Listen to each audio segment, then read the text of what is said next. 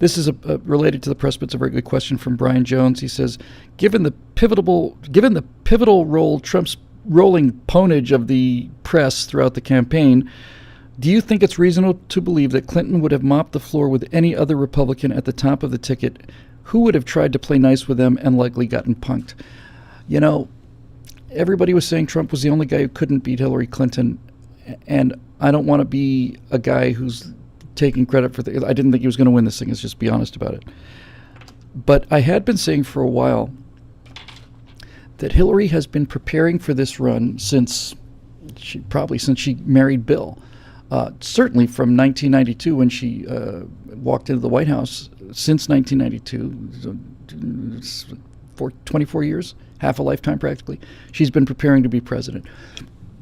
And the way she's been preparing to be president is to, now this is going to come as a shock for many of you, so I don't want to, hopefully you'll be sitting down.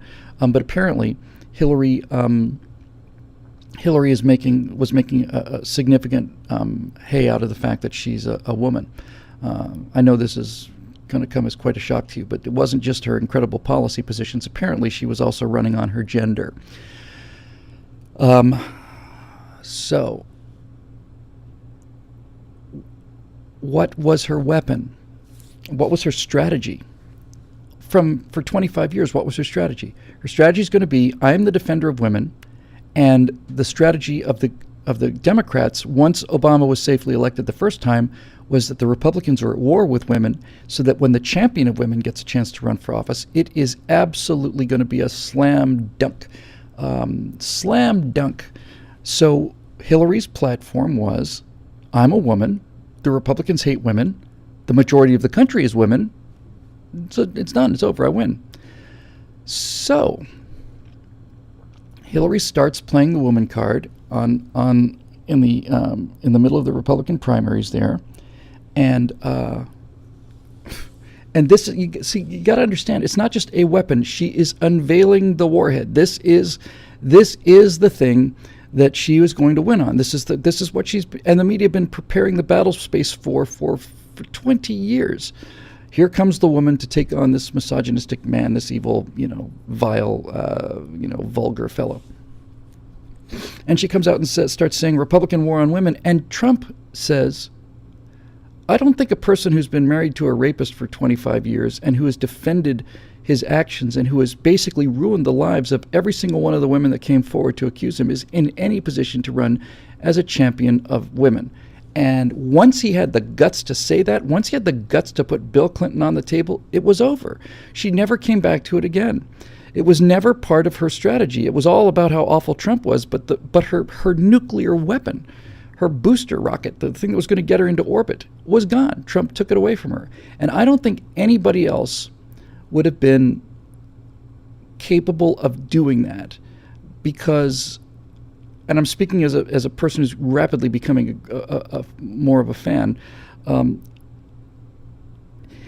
Trump is the only guy who didn't have anything to lose because he was already independent, but he was already, on some level, he was already kind of, his reputation was, you couldn't sully his reputation because he had a reputation for being kind of a loud, obnoxious guy. He's the only guy who had the guts to go in there because he was the only guy that couldn't get hurt by going into that gutter with them. He just basically said, no, your husband's a rapist. You don't get to stand there and be champion of women. Who else is going to say that? Nobody. Trump's power was that he was saying things that people knew were true and no one else had the courage to say. And I don't think anybody else could have beaten her, because she had so much of a tailwind with the media and the press. They would have savaged anybody. But Trump just didn't listen. He just went in and savaged her himself. And watching that first debate, the reason we were cheering was after God knows how long, Bush was not much of a fighter either. It's been a long time, since Reagan, since we heard somebody just actually fighting back. And when she was getting pummeled by him in the first debate, I remember thinking, I don't know what this guy is as a candidate, but by God, it is sure nice to hear somebody fight back. So I think you got a great point there, Brian. I don't think anybody else could have beaten her, because he was the only one who wasn't afraid to get in there and say what was true and disarm her lie. Because she hasn't done anything for women. When she was a senator, she had a building named and a street named. He took away her moral superiority, took away all her weapons. Brilliant. Let's see here.